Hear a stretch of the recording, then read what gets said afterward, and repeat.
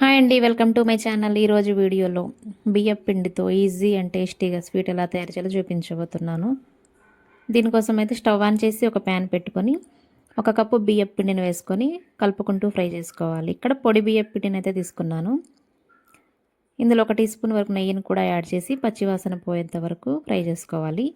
ఫ్లేమ్ని అయితే సిమ్లోనే పెట్టుకోవాలండి, లేకుంటే పిండి మాడిపోతుంది. ఈ విధంగా కలుపుకుంటూ ఒక 2 నిమిషాలు ఫ్రై చేసుకోండి.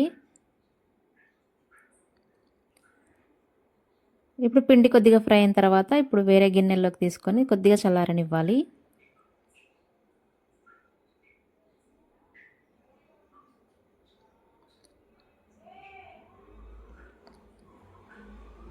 చాలా ఈజీగా సింపుల్గా అయిపోతుందండి స్వీట్.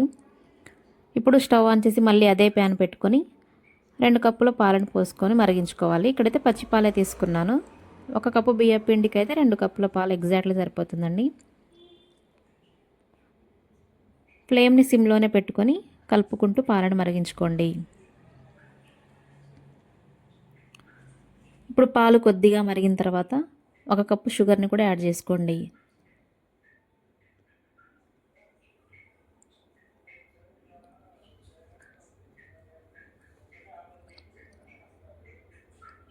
షుగర్ని కూడా యాడ్ చేసుకున్న తర్వాత ఇంకొకసారి కలుపుకుంటూ మరిగించుకోవాలి. ఇక్కడ షుగర్ ప్లేస్లో కావాలనుకుంటే బెల్లం పౌడర్ని కూడా యాడ్ చేసుకోవచ్చు. ఇప్పుడు షుగర్ కరిగిన తర్వాత ఇందులో ఇప్పుడు 2 ఇలాచీలను పగలగొట్టుకొని వేసుకోవాలి. కావాలంటే పౌడర్ లాగా చేసుకొని కూడా వేసుకోవచ్చు. ఇప్పుడు ఇందులో 1/2 టీ స్పూన్ వరకు పసుపును కూడా యాడ్ చేసుకోండి. కలర్ కోసం అయితే పసుపు తీసుకున్నానండి. కావాలంటే ఫుడ్ కలర్ అయినా యాడ్ చేసుకోండి. పసుపు వేసుకుంటే స్మెల్ వస్తుంది అనుకోవచ్చు, కాకపోతే స్మెల్ అస్సలు రాదండి.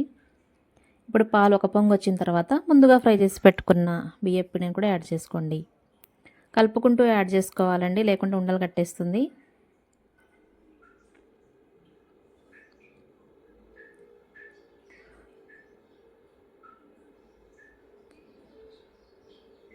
ఇప్పుడు పిండి మొత్తాన్ని యాడ్ చేసుకున్న తర్వాత విస్కర్ తీసుకొని ఈ విధంగా బాగా కలుపుకోవాలి. ఉండలేమీ లేకుండా బాగా కలుపుకోవాలి.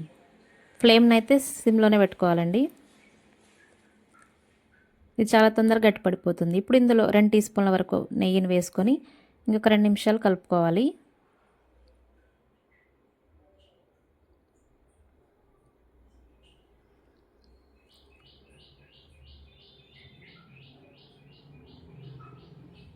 ఈ విధంగా 2 టీ స్పూన్ల వరకు నెయ్యి పడుతుందండి. నెయ్యి కూడా వేసుకున్న తర్వాత ఒకసారి కలుపుకొని ఇప్పుడు ఒక ప్లేట్లో ట్రాన్స్ఫర్ చేసుకొని కొద్దిగా చల్లారనివ్వాలి.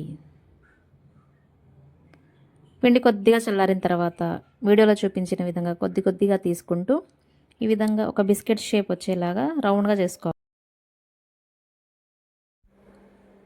ఈ విధంగా బిస్కెట్ షేప్లో కానీ కావాలంటే కోన్ షేప్లో కూడా చేసుకోవచ్చు.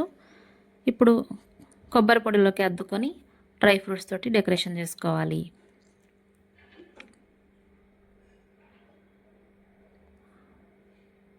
ఇదే విధంగా అన్ని స్వీట్స్ని రెడీ చేసుకొని ఒక ప్లేట్లోకి సర్వ్ చేసుకోండి.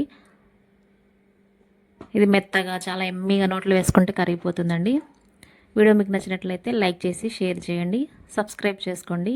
Thank you for watching.